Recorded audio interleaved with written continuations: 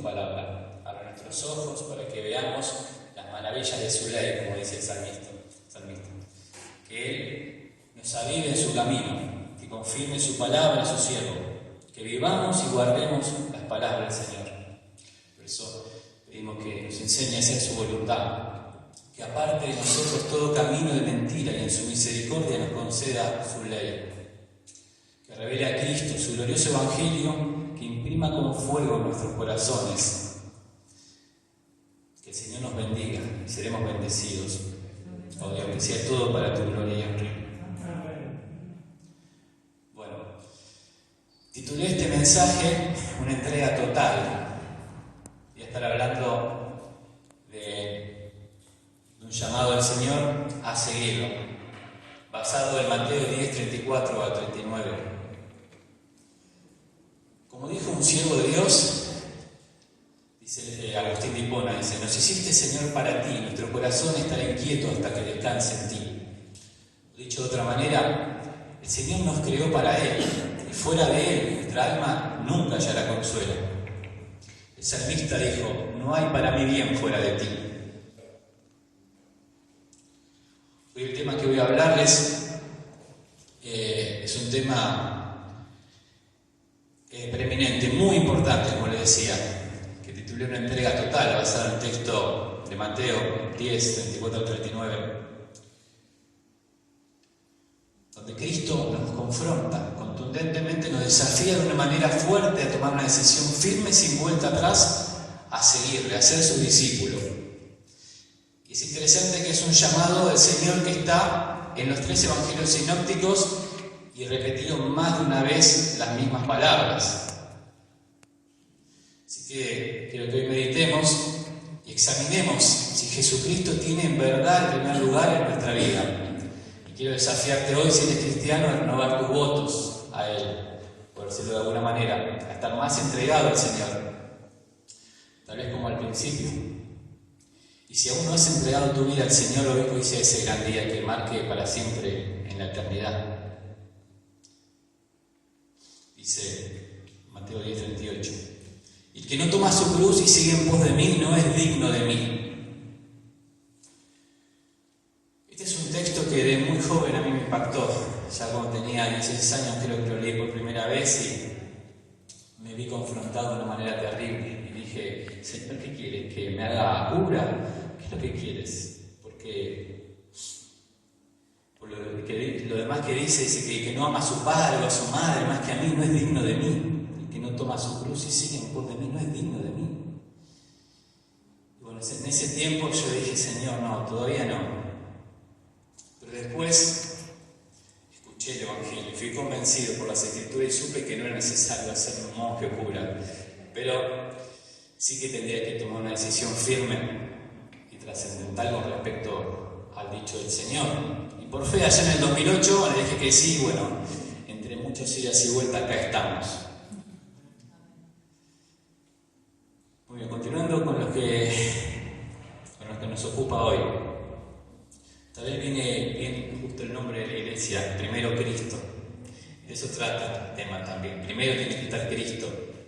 Porque si Cristo no tiene el primer lugar en nuestra vida, sin duda lo tendrá un ídolo.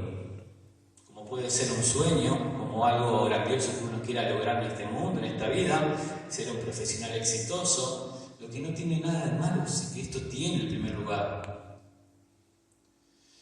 También me gustaría aclarar que podés también ser un admirador de Cristo, seguirlo de lejos. De eso sabía muchos y hay muchos que venían por el pan y los peces, pero cuando el Señor les mandaba una decisión firme se iban, decían: dura es tu palabra. Así que es importante entender que sea el verdadero Cristo el que seguimos. A veces o muchas veces se distorsiona el mensaje de Cristo, el mensaje del Evangelio. Quién fue, quién es, qué hizo y por qué lo hizo. Y se enfatiza mucho, a veces, un aspecto de su obra, un tópico. Y no se da todo el consejo de Dios. Y eso está mal. Debemos estar seguros de que seguimos al Jesús bíblico. No el que nos habla los televangelistas muchas veces, motivadores que no muestran reverencia ni temor a Dios, que encajan muy bien con los dichos del profeta Jeremías, que decía: y curan la herida de mi pueblo con liviandad, diciendo paz, paz, y no hay paz. Otra versión dice, curan por encima la herida de mi pueblo. Así mis amigos hacen muchos pastores y predicadores, no dando todo el consejo de Dios como enseña la Biblia. Como lo enseñaba el apóstol Pablo. Pablo decía, no he rehuido darles todo el consejo de Dios. Hechos 20, 27. Y claro, después las personas dicen, ¿por qué me pasa esto? Si yo creo en Dios, voy a la iglesia, dicen Dios es malo conmigo, me dan mal los negocios, me dan mal esto, lo otro. ¿No pensamos bien de Dios así? No podemos pensar así. Si realmente entendimos, mis amigos, el Evangelio glorioso de Jesucristo, sus misterios que los ángeles anhelan contemplar, no podemos pensar así. Más bien deberíamos decir, Señor, lo que tú quieres es lo que yo quiero. Hágase tu voluntad en mi vida. Todo sea para la propagación de tu glorioso Evangelio, poderoso mensaje de salvación, y si es necesario sufrir por tu causa, oh Señor, será un honor. Eso deberíamos decir. Condiciones para seguir a Jesús. Bueno, estar basándome en Mateo 10, 34 39, les decía, hay textos paralelos para que lo anoten, si quieren lo pueden leer en su casa, que nos van a aclarar todo el consejo de Dios, que es Mateo 16, 24 al 26, Lucas 12, 51 al 53, Lucas 14, del 26 al 27, Marcos 8, 34 y Deuteronomio 13, 6. Todos dan la misma enseñanza. Siempre es importante eso que decía, ver los pasajes paralelos, porque la Biblia nunca se va a contradecir, entonces textos nos van a aclarar más el significado, eso es una regla de interpretación. A veces decimos, acá parece decir una cosa, Dios, pero no entiendo, ¿cómo puede ser? No, hay que leer todo el consejo y ahí uno va a ir entendiendo. Dice, el que no toma su cruz y sigue en pos de mí no es digno de mí. Vamos a leer todo el contexto. No penséis que he venido para traer paz a la tierra. No he venido para traer paz, sino espada. Porque he venido para poner en disensión al hombre contra su padre, a la hija contra su madre y a la nuera contra su suegra. Los enemigos del hombre serán los de su casa. El que no ama a su padre o madre más que a mí no es digno de mí. El que no ama a su hijo o hija más que a mí no es digno de mí. El que no toma su cruz y sigue en pos de mí no es digno de mí. El que haya su vida la perderá, y el que pierda su vida por causa de mí la hallará. Nos detenemos acá en el 34, donde empieza todo el párrafo. Me dice, no penséis que he venido a traer paz a la tierra. No he venido para traer paz, sino espada. Choca esto que dice, ¿no? Un comentario el erudito Carballosa dice que la idea del texto griego acá en no penséis, dice, no comencéis a suponer, ni por un momento os imagine tal cosa. Obsérvese que el Señor se refiere a sí mismo diciendo que he venido, no dice que he nacido. Él es el Dios encarnado que vino a destruir las obras del diablo, sí, por medio de su muerte y su resurrección. Cristo trae paz, sí, pero no como el mundo la da, no como la entiende el mundo. Para que al final sí tengamos paz, sí, una verdadera paz. Hay muchos dichos, palabras que las entenderemos solo cuando vayamos conociendo al Señor, las Escrituras. Deteniéndome acá donde dice paz, no penséis que he venido a traer paz. A simple vista parece que se contradice el Señor. Textos que dicen que Él es el príncipe de paz, como Isaías 9:6. En la tierra paz, buena voluntad para con los hombres, Lucas 2:14. La paz os dejo, Juan 14:27. En el Sermón del Monte, que serán llamados hijos de Dios los pacificadores. Es verdad que Cristo vino a traer paz entre el creyente y Dios, y también pone en paz a los hombres cuando es su voluntad. Sin embargo, el resultado inevitable de ser un seguidor de Cristo es un conflicto entre el bien y el mal, la luz y las tinieblas. Eso se puede manifestar incluso en nuestras propias familias. La santa verdad que proclama Cristo viene a chocar contra la mentira, la corrupción, la enemistad que reinan en este mundo. De ahí la división que que penetra hasta en el seno familiar, entre aquellos que quieren obedecer y aquellos que no quieren obedecer la palabra del Señor. Espada, deteniéndome con el dicho de espada, dice que no penséis que he venido a traer paz a la tierra, no he venido a traer paz, sino espada. La espada que Jesús trae suele aplicarse a la luz de Hebreos 4:12, que dice que la espada es más cortante que dos filos, la palabra de Dios. Efesios 6:17 también nos habla de la armadura del creyente. Así que la idea es esa, es la palabra de Dios, el Espíritu, es el combate espiritual en el interior del hombre. Por ejemplo, Jesús trajo a la tierra la lucha entre la carne y el Espíritu. Se trata, en el lenguaje actual, de la lucha interior por la verdad. Y en esto hay verdad.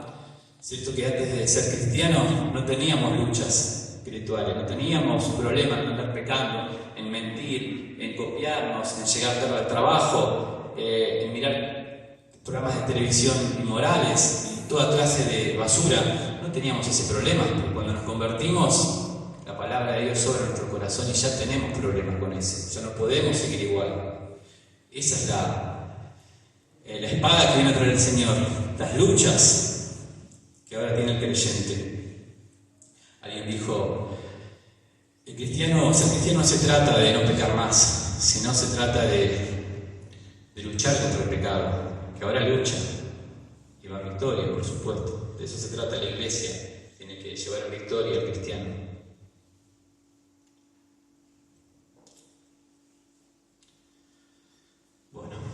Texto 35 dice, porque he venido para poner en disensión al hombre contra su padre, a la hija contra su madre, a la nuera contra su suegra, y los enemigos del hombre serán los de su casa. Y claro, esto se ve cuando una familia uno cree y otros no. En el contexto judío de la época sí que eso se aplicaba literalmente. Cuando uno se convertía en cristiano, se identificaba con Cristo, con la secta cristiana, que era llamada así, sin duda que ibas a tener problemas. Tu familia te iba a rechazar seguramente, tus vecinos, tus compañeros de trabajo. Era un grave problema, era como hoy convertirse en una familia musulmana, algo así. Así que ese texto, en su contexto, se aplica así. El verso 37 dice, el que ama a su padre o a su madre más que a mí no es digno de mí. El que ama a su hijo o a su hija más que a mí no es digno de mí. Entendamos que no está diciendo que no amemos a nuestros familiares, que nos manda a amar a nuestros enemigos. Cuanto más debemos amar a nuestra familia, ¿no? Seríamos peor que un incrédulo si no lo hiciésemos. Ese no es el significado, pero sí ponerlo en primer lugar. Él tiene que tener el primer lugar, antes que cualquier cosa, antes que nuestros padres, que cualquier ser querido, que cualquier sueño. Él tiene que tener el primer lugar. Eso es muy claro. Cuando ponemos a la familia antes que Dios, eso sin duda va a traer inconvenientes para poder crecer en comunión con el Señor. El Evangelio puede crear división entre los miembros de una familia cuando una familia no es unida. Cuando una familia es unida, es probable que sí se conviertan todos. Eso pasó en la familia del carcelero de Filipos, una familia unida. Son tipos de familias donde papá lo cree, yo lo creo, mamá lo cree, yo lo creo. Entonces se convierten todos, se escuchan el Evangelio y lo creen. Pero en nuestro tiempo, donde hay todo tipo de familias rebeldes, disfuncionales, papás que son irresponsables, y ahí es más difícil.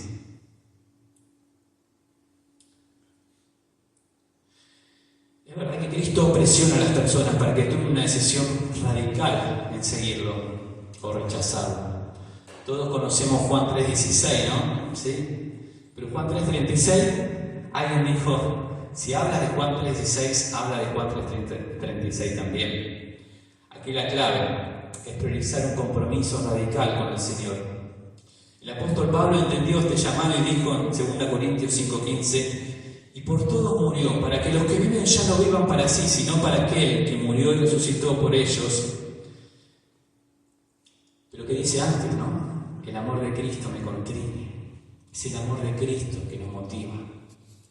Con Cristo estoy juntamente crucificado, dijo también. Y ya no vivo yo, más Cristo vive en mí. Y lo que ahora vivo en la carne, lo vivo en la fe del Hijo de Dios, el cual me amó y se entregó a sí mismo por mí. Ese sería el mejor comentario al texto, ¿no? Decía Juan Calvino que ofrece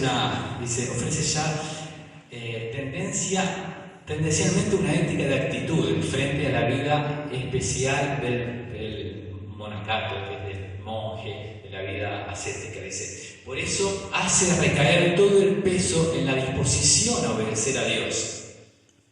Él dice que se trata de estar dispuesto a obedecer a Dios, no tal vez de que algo suceda literalmente, pero sí la disposición del corazón. Así, la verdadera renuncia que el Señor exige a lo suyo no consiste tanto en la acción como en la actitud. Ejemplo de demanda del Señor. Cuando un extranjero quiere hacerse ciudadano de otro país, debe renunciar su lealtad a su tierra natal y debe jurar lealtad al país que ha elegido. Esto no significa que no puede seguir teniendo un alto concepto de la nación en la cual dijo adiós, pero sí significa que ahora debe servir a la nación que lo ha acogido. Aún más absoluta e incondicional debe ser la lealtad que los ciudadanos del reino de Dios, los hijos de Dios, sustentan ahora hacia su patria celestial y su Señor de señores. Así que si una persona no está dispuesta a dar esa devoción incondicional, entonces, dice Jesús, no puede ser mi discípulo. Bueno, una buena ilustración de este llamado del Señor, de lo que Él nos exige, lo vemos en la historia de Juan Bunyan. Él experimentó dramáticamente este dilema. Se le dijo, o dejas de predicar o vas a la cárcel. Bueno, esto en el contexto del siglo XVII en Inglaterra, donde estaba prohibido predicar sin licencia. Incluso hasta orar estaba prohibido. Tenían que orar lo que la iglesia oficial le daba en su libro de oraciones diarias. Así que era tremendo la opresión que había. Y este hombre se convierte de verdad al evangelio y no puede hacer otra cosa que predicar. Entonces se le prohíbe y se le dice que va a la cárcel si lo hace. Y él decía, lo que más me angustiaba de la cárcel era el efecto que tendría en su esposa e hijos. Decía, ¿qué sería de ellos privado de su apoyo? Separarme de mi mujer y de mis pobres hijitos. Se me hacía en este lugar algo tan desgarrador como si me arrancaran la carne de los huesos. Y eso no solo porque aprecio en gran manera esas bendiciones, sino también porque me venían a menudo a la mente las muchas dificultades y miserias y necesidades que tendría que soportar mi pobre familia si me separara de ella. Especialmente mi pobre hijita ciega, que pesaba en mi corazón más que todo lo demás. La idea de las adversidades que tendría que pasar mi cieguita me destrozaba el corazón. Pero volviendo en mí pensé que lo tenía que aventurar todo por Dios. Aunque fuera como separar la uña de la carne, al verme en esta condición, me comparaba a un hombre que estuviera derribando su casa encima de su esposa e hijos. Pero pensé, lo tengo que hacer. Es verdad que esta terrible disyuntiva no es muy frecuente por la misericordia de Dios. Puede que no se nos presente nunca a nosotros, pero sigue siendo un hecho que todas las lealtades deben ceder el paso a la lealtad de Dios. Bueno, lindo es lo que le pasa después a Juan Bunyan. Después de estar 12 años preso, él escribe en la cárcel un libro que recorrió el mundo entero, el segundo libro más leído después de la Biblia, El Progreso del Peregrino. Los recomiendo, deben leerlo. Y el Señor le bendice grandemente. Me hace acordar la historia de Job. Por él ser fiel al Señor, él sale de la cárcel porque se deroga esa ley. Se hace pastor en Inglaterra, en Bedford, y un predicador también tremendamente, que escribe libros y hasta el día de hoy somos bendecidos por sus escritos. Así que bueno, vemos cómo termina esa historia. Así que bueno, decía, Jesús no ataca las relaciones familiares, pero indica que ninguna atadura terrenal, no importa lo íntima que sea, debe impedir la total entrega a Dios. Esta entrega puede que dé lugar a que algunos miembros de la familia se esquiven a otros, ¿sí? Siguiendo el texto dice el verso 37, el que ama a padre o a madre más que a mí no es digno de mí. El que ama a hijo o a hija más que a mí no es digno de mí. Creo que el texto es muy claro, ¿no? Un niño lo puede entender. Ojo chicos, no abusen de este texto para no obedecer a sus padres, porque pasa eso también. No tengo que hacer caso papá, mamá, porque tengo que leer la Biblia, tengo que orar, tengo que hacer esto, lo otro, tengo que ir a la iglesia. No es así. Hay que obedecer a los padres porque es el primer mandamiento con promesa. Muchas veces hacemos eso. Por querer obedecer un mandamiento, desobedecemos otros. Y no es así, mis hermanos. ¿Sí? El Señor explícitamente enseña en estos versículos que ser discípulo suyo implica el más serio y profundo de todos los compromisos. Por supuesto que el Señor no está en contra de los lazos familiares. Lo que sí dice que la relación con Él, el compromiso hacia Él, debe tener el primer lugar en nuestra vida, debe ser la prioridad. El verso 38 dice, el que no toma su cruz y sigue en pos de mí no es digno de mí. Es interesante notar que el texto paralelo Mateo 16:24 dice entonces Jesús a sus discípulos, si alguno quiere venir en pos de mí, niéguese a sí mismo, dice. Acá no dice niéguese a sí mismo, pero el texto paralelo lo dice, y tome su cruz y siga. La primera aclara la otra. Notar el contexto de este texto también. Dice que después que Pedro lo reprende al Señor. En Mateo 16:24 que Jesús le dice esto a sus discípulos, de negarse a sí mismo.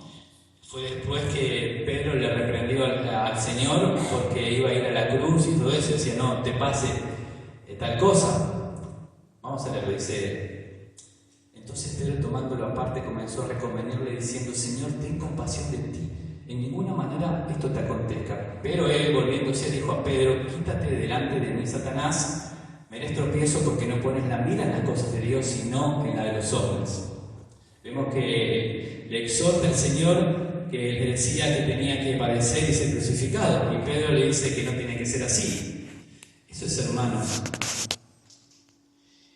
Eso, hermanos, debemos dejar de pensar como pensábamos antes, de ver las cosas como las ve el hombre natural, sin el espíritu. Aunque las cosas nos parezcan de un modo y humanamente nos convenzan, no podemos aceptar si no es la clara enseñanza de la palabra de Dios. Debemos decir como Lutero, a menos que me convenzan con la Escritura y la mera razón, mi conciencia es cautiva a la palabra de Dios, no puedo retractarme. Por ejemplo, antes de ser cristiano yo pensaba una cosa con respecto a la familia, al matrimonio, a todas las cosas de la vida, ¿no? Ahora que soy cristiano pienso, no, lo que la Biblia me dice que piensa. Y mi vida tiene que estar cautiva a la palabra de Dios. Carballosa dice, si los lazos familiares no deben de convertirse en obstáculo para nuestro compromiso singular con Jesucristo, tampoco debe serlo la perspectiva de los sufrimientos por causa de su nombre. El Señor dice, el que no toma su cruz. El presente indicativo sugiere una realidad continua. La cruz se asocia con sufrimiento. No se refiere a un solo acto, sino más bien a una experiencia continua de todos los días. Por eso el texto paralelo dice cada día. El que no toma su cruz y sigue en pos de mí no es digno de mí. No tenemos que saber el significado de tomar la cruz. En la antigüedad los criminales llevaban a cuesta el travesaño de la cruz a la ejecución. Y los hombres que escuchaban a Jesús ahí, los discípulos, sabían muy bien, lo habían visto. Entonces seguramente les venía la idea de ese criminal llevando a cuestas la cruz, sufriendo y siendo a la muerte.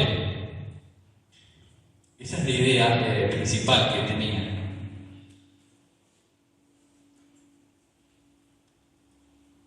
La cruz era un instrumento de muerte, ¿sí? Y acá simboliza una entrega total, un compromiso con Dios, su causa, el Evangelio, incluso estar dispuesto a morir por Él. O mejor dicho, estar dispuesto a vivir por Él. Porque también puede ser que uno le vaya bien a uno que tenga una tendencia a suicida, una persona que no ama ni siquiera su vida. Y hay veces.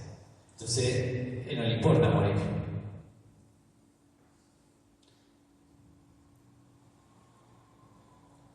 Tomar la cruz. Debe cargar con su cruz, es decir, debe asumir la carga del sacrificio. La vida cristiana es la vida del servicio sacrificial. Puede que el cristiano tenga que abandonar la ambición personal para servir al Señor. Puede ser que descubra que el lugar donde puede rendir a Jesucristo servicio sea donde la recompensa sea menor, más pequeña, donde pierda prestigio. Probablemente tendrá que sacrificar tiempo, ocio y placer para servir a Dios. Sí. La vida cristiana es una vida de sacrificio. Lucas añade unas palabras a este mandamiento de Jesús. Dice: toma la cruz cada día y sígame. Lo realmente importante no son los grandes momentos de sacrificio, sino la vida que se vive en constante conciencia de las demandas de Dios y las necesidades de los demás. La vida cristiana es una vida que se preocupa por los demás más que por uno mismo. Seguir a Jesucristo, es decir, debe rendirle a Jesucristo una obediencia total. La vida cristiana es una constante seguir a nuestro líder. Y buscamos más y no buscamos obedecerla. El Señor mismo dijo a Israel que en el día del juicio se levantará la ciudad de Nínive, porque ustedes escucharon la palabra y no se arrepintieron. Yo pienso que el día del juicio se podrían levantar los servidores de internet, las redes sociales, WhatsApp, la televisión, porque pasamos más tiempo con ellos que con la palabra de Dios. No puede ser así. Esto entienden los buenos de WhatsApp y todo eso, pero lo más grande es, puede decir, leer el diario, mirar la tele, escuchar radio, cosas, no pueden tener la prioridad. La palabra de Dios tiene que tener la prioridad. No podemos pasar más tiempo con ellos que con la palabra de Dios. Así que no hay excusas. Hoy nadie puede tener excusas. Dice, bueno, tengo una Biblia en letra muy chiquita. Hay Biblias con letra grande. No veo, hay Biblias en audio. Puede decir algún hermano que te baje la aplicación. Hoy no hay excusas. No hay excusas para no leer la Biblia, para no escuchar la palabra. Hay mucha cantidad de información. Hay decenas de versiones de Biblia, si uno quiere estudiar y comprender el texto, la interpretación. Hay diccionarios bíblicos, hay mucho material. Así que hoy no hay excusas. Así que bueno, me gusta la historia de un hombre que iba a ser sentenciado a cadena perpetua. Este hombre no sabía pelear, no tenía dinero como para que le pueda ir bien en la cárcel. Estaba aterrado, totalmente con miedo, no sé, por lo que le iba a suceder. Prefería morir antes que ir a la cárcel. Resulta que un señor habla con el juez, le dice que él quería ocupar el lugar del condenado, que el condenado salga en libertad, que él ocuparía su lugar, él pagaría. Y el juez aceptó ese trato. ¿Qué creen que hizo el condenado al saber que ahora era libre porque un señor que él no conocía está ahora ocupando su lugar? ¿Podrá ser indiferente a eso? Mis amigos, ese hombre es Jesucristo. Él pagó por nuestros pecados. Él murió en esa cruz por nosotros, resucitó triunfantes para darnos vida eterna. Y nosotros entendimos eso. Nosotros fuimos cautivados por su amor, convencidos del pecado, nuestra incapacidad de ir al cielo, de agradar a Dios. Entendimos que Cristo murió por nosotros, Cristo murió por mí. Yo no puedo ser indiferente a eso.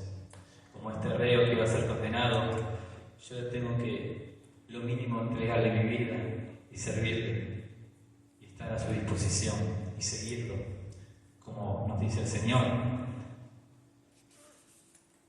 Lo que es claro es que si no tomas la cruz, no mueres a ti mismo, no eres un discípulo de Cristo.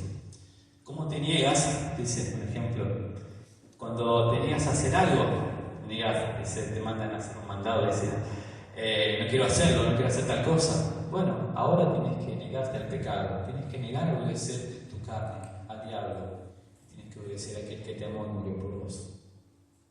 Ahora tienes que decirle a esa naturaleza pecaminosa, no, ya no quiero, tú pagas mal. Ahora quiero hacer la voluntad de mi Señor y Salvador que murió por mí.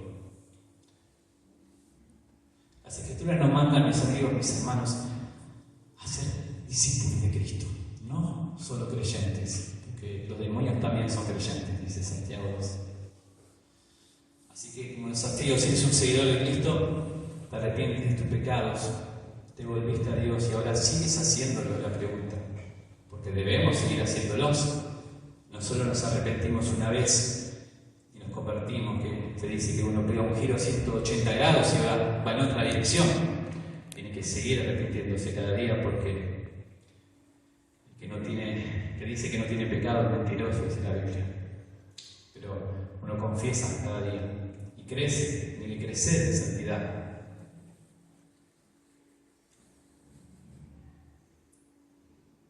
Alguien dijo, cuando me convertí cristiano, decía, entendí que era pecador, pero cuando pasó el tiempo y fui creciendo en caminar con Cristo, me di cuenta que era más pecador de lo que pensaba. Y es así, es así. Bueno, que Dios les bendiga, que la palabra pueda ser atesorada en sus corazones, que hoy haya fiesta en el cielo. Contexto, dice el 39, dice, el que haya su vida la perderá, y el que pierda su vida por causa de mí la hallará. Y eso, mis amigos, acá hay una linda promesa, y todo cristiano puede decir lo mismo, que el que siguió a Cristo se da cuenta de que todo lo que perdió era basura, y que en Cristo encuentra los deleites mayores que cualquier deleite pudiera haber logrado en este mundo. ¿Sí? Los deseos mundanos son vanidad fugaz, mejor. Pero Cristo no, Cristo es vida eterna. Él llena nuestros corazones de alegría. Solo Él sabe darnos la verdadera felicidad y el verdadero gozo. Alguien dijo, Él tiene la contraseña de nuestro corazón. Dios le bendiga.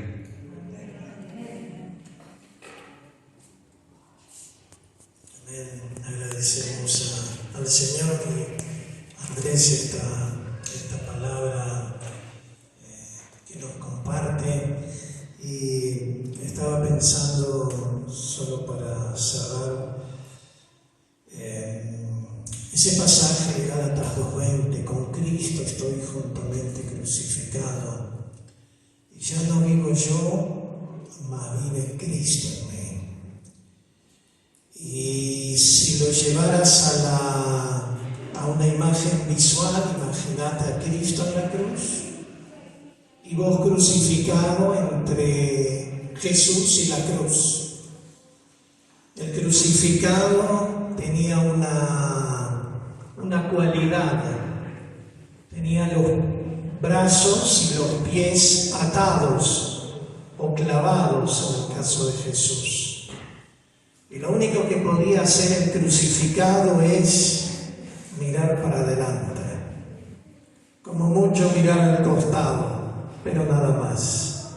El crucificado nunca podía mirar atrás, porque no tenía esa posibilidad. Acá había un palo atrás. Y quiero que te pongas en esa circunstancia. Estás crucificado con Cristo y Jesús está delante tuyo, crucificado con vos. Estás entre Jesús y la cruz. ¿A quién tenés delante para mirar únicamente? ¿A quién? A Jesús. A Jesús. Esa es la idea de la vida cristiana. Estoy en el mundo, no soy del mundo, como dijo Jesús, pero no me lleva del mundo. Me deja acá para que sea un testimonio de la vida de Jesús a los demás. Así que si pudiste aprovechar esta palabra, que puedas ser esa persona, esa hermana que haya tomado la cruz de Jesús y puedas seguir en pos de Él y puedas saber que únicamente seguir a Jesús es lo que cambia nuestro destino por la eternidad.